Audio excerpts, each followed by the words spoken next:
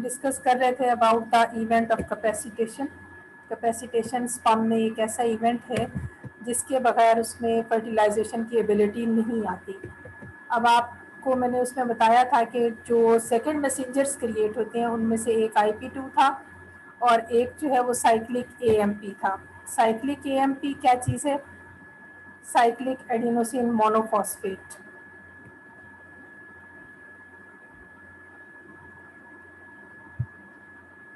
अपने क्लास को बता दें 5 मिनट्स के अंदर आ जाया करें। क्लास है, कोई मजाक नहीं होती कि कंटिन्यूसली आते रहते हैं। अब आज के बाद नहीं मैं एडमिट किया करूँगी किसी को भी अंदर। जी, इस डायग्राम में देखिए आप, दिस इज ATP। ATP का पता है ना आपको क्या होता है ATP? Yes ma'am. क्या चीज़ होती है ATP? मैम एडिनोसिन क्या ट्राइफॉस्फेट। मॉलिक्यूल को क्या कहते हैं बेटा? क्या है ये? Yes ma'am, energy consumption.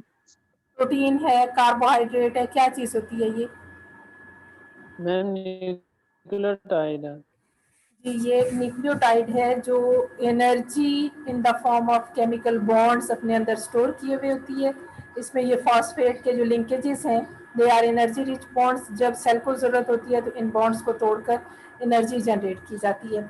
ATP के मॉलिक्यूल से, ATP में 3 फॉस्फेट हैं जिसकी वजह से हम उसे TP कहते हैं, triphosphate. They are attached at carbon number 6, 1 2 3 4 5, carbon number 5, क्योंकि ये पेंटोज शुगर है। 5 कार्बन हैं तो 5th carbon is out of the ring. 5th carbon के साथ 3 फॉस्फेट अटैच्ड हैं। अब क्या होता है कि जब कोई मैसेज आता है बाहर से, कोई स्टिमुलस आता है सेल की सरफेस पे, तो ये ATP जो है by the activity of adenylate साइक्लेज, इसे एडिनाइल साइक्लेज भी कहते हैं, एडिनाइलेट साइक्लेज भी कहते हैं। It is membrane associated enzyme. इसकी एक्टिविटी से ATP is converted into cyclic AMP। AMP है यानी मोनोफॉस्फेट। 2 फॉस्फेट जो है इसमें से रिलीज हो जाएंगे which are known as pyrophosphate. और जो साइक्लिक AMP है उसमें आप अगर इसको गौर से देखें तो ये कार्बन नंबर 5 जिसके साथ 3 फॉस्फेट थे, नाउ इट कैरीज 1 फॉस्फेट। और वही एक फॉस्फेट जहां उस कार्बन नंबर 5 के साथ एसोसिएटेड है वो कार्बन नंबर 3 के साथ भी डाइएस्टर लिंकेज के जरिए बॉन्ड बना लेता है, जिसकी वजह से ये क्लोज रिंग बन जाता है और हम इसे साइक्लिक AMP कहते हैं। बाकी सारा स्ट्रक्चर वही रहेगा। 2 फॉस्फेट रिलीज हो जाएंगे और 2 फॉस्फेट के रिलीज होने से जो तीसरे फॉस्फेट का ऑक्सीजन है that will develop bond with this carbon number 3 of that pentose sugar. This is cyclic AMP। ये साइक्लिक AMP जब बनेगा तो ये एक एक्टिव मॉलिक्यूल है। इसकी वजह से आगे डिफरेंट प्रोटीन्स से उनकी फॉस्फोरिलेशन शुरू हो जाएगी। आप लोगों ने सब ने ये फॉर्मेशन ऑफ साइक्लिक AMP बना के मेरे साथ शेयर करना है आज अपने व्हाट्सएप ग्रुप पे।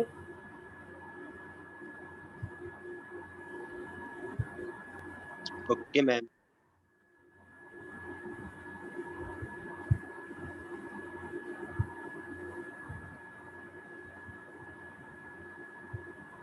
ये हम पढ़ रहे थे कैपेसिटेशन।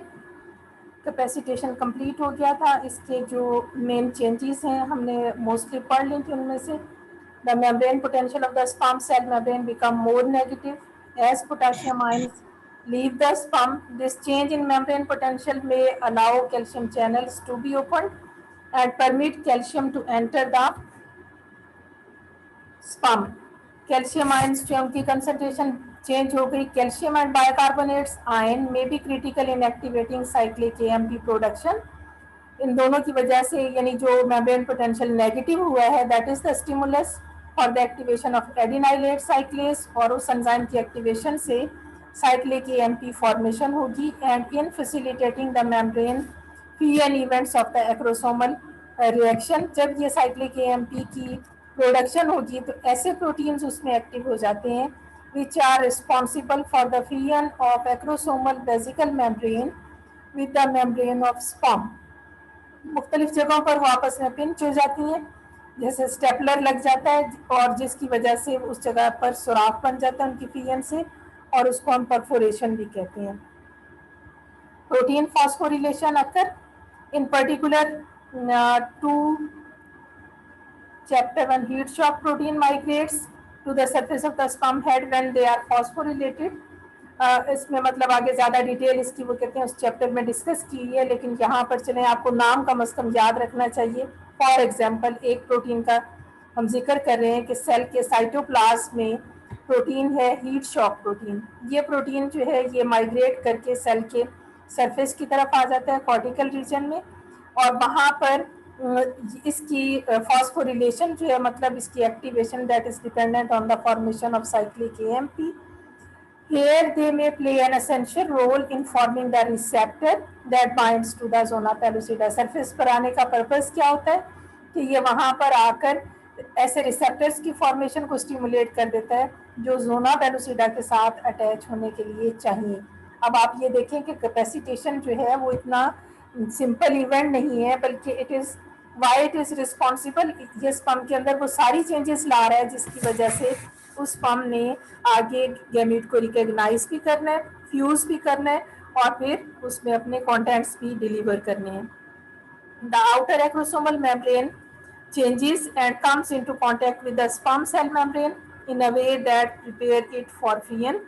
एक्रोसोम वेसिकल की आउटर मेम्ब्रेन जो है वो स्पर्म मेम्ब्रेन के बिल्कुल करीब आ जाती है और मुख्तलिफ जगहों पर उनके दरमियान आपस में अटैचमेंट हो जाती है जिससे कि वो आपस में फ्यूज हो जाती हैं।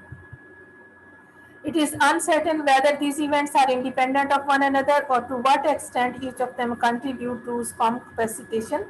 मतलब ये है कि ये सारे इवेंट्स स्पर्म में हो रहे हैं, लेकिन ये नहीं हम कह सकते कि ये एक दूसरे पे डिपेंड कर रहे हैं, एक दूसरे से इंडिपेंडेंट भी हो सकते हैं, लेकिन ये सारे इवेंट्स जो हैं ये स्पर्म की कैपेसिटेशन के प्रोसेस में किसी न किसी हद तक ज़रूर कंट्रीब्यूट कर रहे होते हैं। There may be an important connection between sperm translocation and capacitation. Sperm की जो कैपेसिटेशन है वो खुद से नहीं हो जाती है। ड्यूरिंग ट्रांसलोकेशन जब उसने फीमेल रिप्रोडक्टिव ट्रैक्ट में मूव करना है तो डिफरेंट पार्ट्स में जो डिफरेंट स्टिमुलस हैं they are responsible for capacitation. इसमें ये साइंटिस्ट हैं, इन्होंने मतलब अपनी रिसर्च के बाद ये डॉक्यूमेंट किया that before entering the ampulla of the oviduct the uncapacitated sperm bind actively to the membranes of oviduct cells in the narrow passage preceding it. ये वाली डायग्राम देखें आप, इसमें उन्होंने ये इलेक्ट्रॉन माइक्रोस्कोप से डायग्राम ली है और फिर उसे आर्टिफिशियली कलर किया है ताकि आपको समझ आ सके। इसमें ये जो ग्रीन सारा पोर्शन आपको नज़र आ रहा है this is the wall of oviduct. बहुत ही नैरो पैसेज होगा, बारीक सी मतलब ये नाली है और इसकी वॉल के अंदर there are many finger like projections microvilli. ये सारी जो टावल की तरह की सरफेस नज़र आ रही है ये उसकी इंटरनल एपिथेलियल लाइनिंग की माइक्रोविलाई हैं। तो ये स्पर्म्स जो हैं ये माइक्रोविलाई के साथ टेम्परेरी एसोसिएशन डेवलप करते हैं, वहाँ पे रुके रहते हैं। मैंने आपको बताया था कि ये पार्सल्स की फॉर्म में फिर वहाँ से रिलीज़ होते हैं पैकेट्स की फॉर्म में।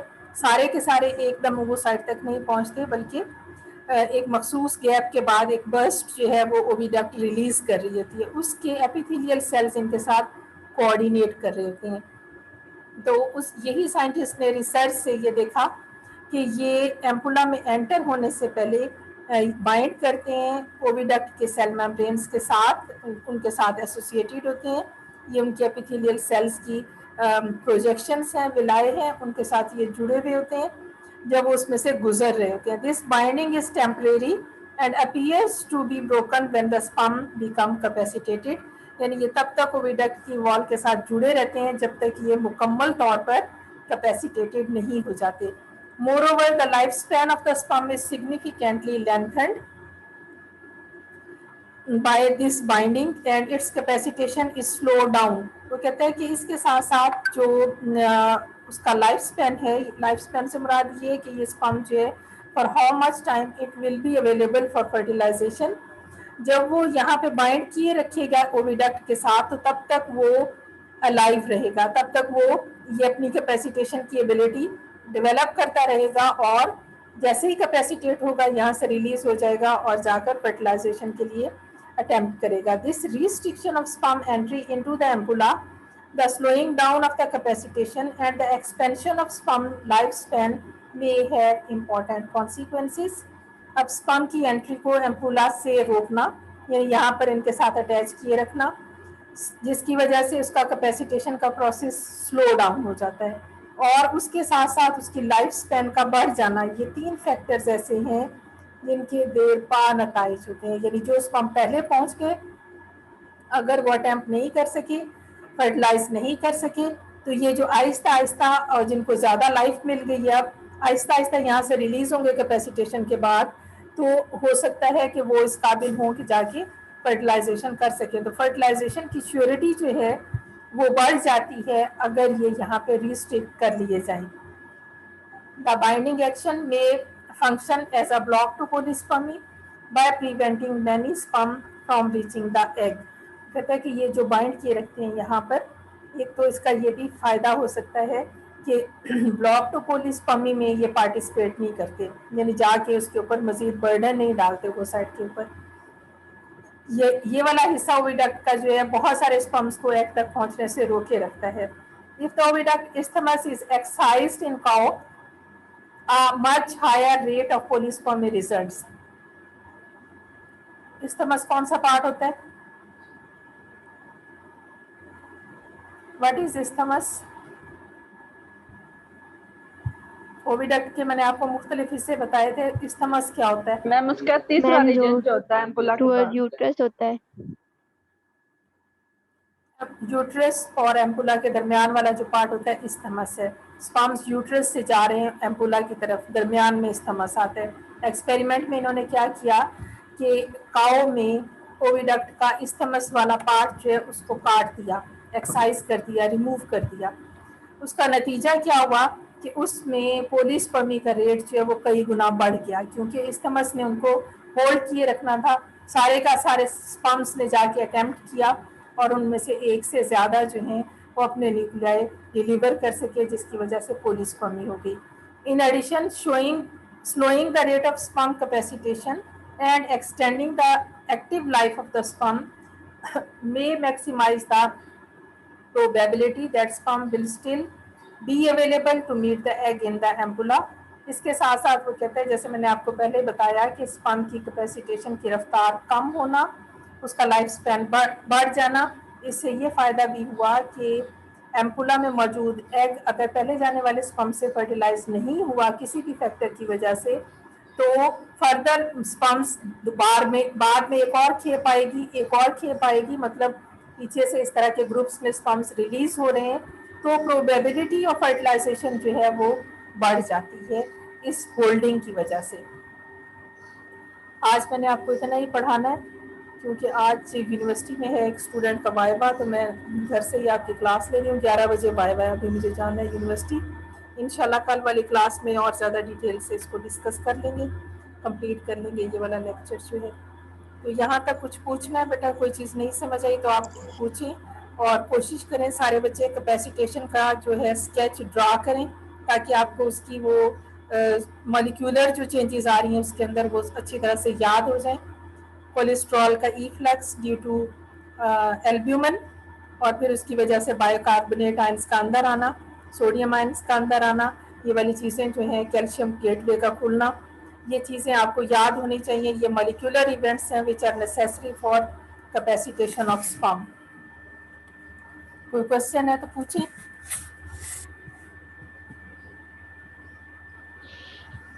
मैम रिकॉर्डिंग शेयर कर दें।